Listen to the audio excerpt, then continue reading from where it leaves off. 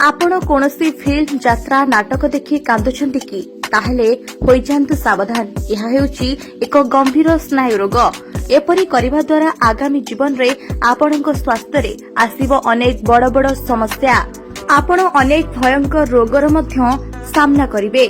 तेबे दर्शक बंधु आसंतु स्नायु रोग विशेषज्ञ ठाରୁ जानिबा फिल्म देखि कांदिले केउ बड़ समस्या आम जीवन रे घटी थाए।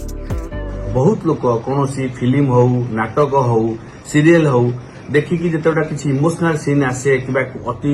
खुशीर सीन आसे कॉमेडी सीन आसे बहुत हसी जाती गोटे दुखर सीन आसिले बहुत कांदती दुख करती एते मात्रा दुख करती जे जोटा कि दैनंदिन जीवन में भी बहुत प्रभाव पड़ता है। अत्यधिक मात्रा से कष्ट पाती दुख पाती तेणु समस्ते मन रखा उचित जदि आम एत इमोशनाल आम जब डिस्टर्ब हो जाऊे जोटा आम इमोशनाल एबिलिटी कही था बहुत समय जदि आम बारंबार से भाया मुवी देखी अति डिस्टर्ब होचे कौट ना कौटी आम माइंड बेसी एंजाइटी हो कि बेसी स्ट्रेस हो कि बेसी डिप्रेशन जाऊँगी विभिन्न प्रकार मूड स्विंग जाऊँगी विभिन्न प्रकार मूड डिजॉर्डर बाहर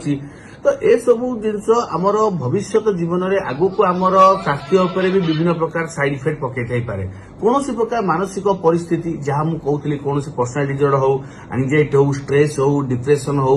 मूड स्विंग हो मूड डिजॉर्डर हो जे खाली आमर मानसिक परिस्थिति कि मेंटल इलनेस सेटा नुहे जदि लॉन्ग टाइम धरी ए सब जिनस हुए तो आम शारीरिक समस्या कि फिजिकल हेल्थ उपर बहुत किसी भी प्रभाव पकई थाईपारे एवं स्टडी भी जना पड़ी जो मैंने दीर्घ दिन धरी विभिन्न प्रकार साइकोलॉजिकल कि मेंटल इलनेस से सफर होउचंदी न्यूरोसिटिज्म रे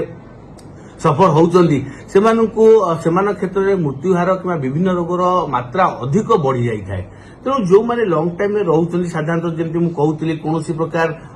इमोशनल डिस्टर्ब रहा कि फिल्म देखी अत्यधिक इमोशनल हो क्षेत्र में विभिन्न प्रकार हार्मोनाल इम्बालांस होता है जोटा कि परवर्त समय डायबिटीज और ब्लड प्रेशर मुख्य कारण होता है। अत्यधिक डिप्रेशन रहा द्वारा हुए तो आपंकर ओजन भी बहुत मात्रा बढ़ी जापे ओबेसिटी हुए ओबेसिटी होगा द्वारा आपंकर विभिन्न प्रकार निद्रार प्रोब्लेम होता है निदरे प्रोब्लेम हेले ऑब्स्ट्रक्टिव स्लीप अपनिया बाहर जोटा कि निश्वास नबार असुविधा हो पाए जोटा कि परवर्त समय जदि आप डायबिटीज कि ब्लड प्रेशर कि ओएस ए सब पीड़ित हेले तो हुए तो आप रक्त नली जमाटी बांधी पारे हुए तो आपन को विभिन्न प्रकार रक्त नली जनित समस्या स्ट्रोक हो ब्रेन स्ट्रोक हो हार्ट अटैक हो ए सब समस्या देखा दे पारे बहुत प्रकार कैंसर अच्छी जोटा कि कौट ना कौटी विभिन्न प्रकार मेंटल इलनेस कि डिप्रेशन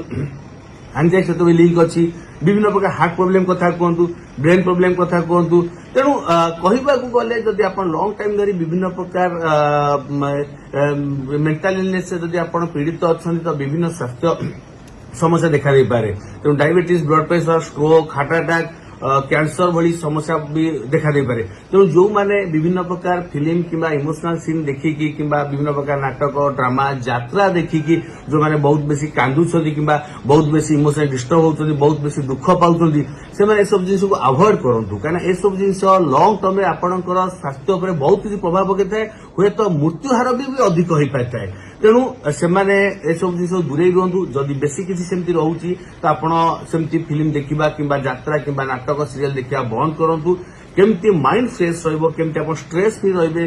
सब आम कहीचे गोटे लोक सेबे सुस्थ हो से फिजिकाली मेंटाली सोशियाली सुस्थ थाए तेणु खाली फिजिकल हेल्थ कि ऊपर भल देखा से भल नुहे आप मेंटाल कंडीशन सोशियल कंडीशन ही भल हवा दरकार ताहले आप सुस्थ रे कि दीर्घ दिन धरी आप आरोग्य रही पारे तेणु मेंटाल इलनेस फिट करने केमती आप स्ट्रेसफुल लाइफ रे केमती जो खुशी रखिए केमती विभिन्न ध्यान देवे केमती पॉजिटिव जिनिस करेंगे एक्सरसाइज करेंगे खाद्य ठीक करेंगे तो सहीटा हूँ सबुठ गुरुत्वपूर्ण जिनिस।